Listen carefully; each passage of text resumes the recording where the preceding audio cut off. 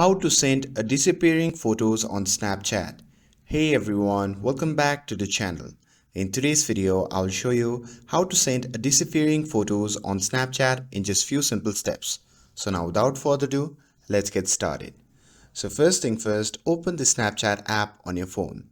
And as soon as it opens, you will be on your camera screen. From here, simply tap on the shutter button to take the photo that you want to send.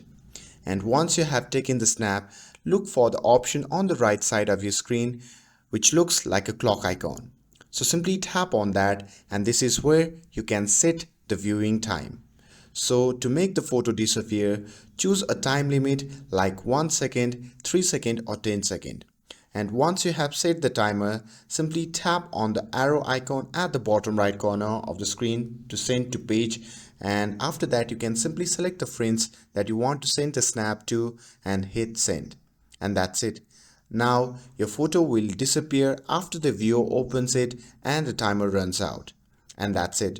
With this, if you found this video helpful, then don't forget to like, share and subscribe to get updated for more videos. Thanks for watching, and I'll see you in the next video.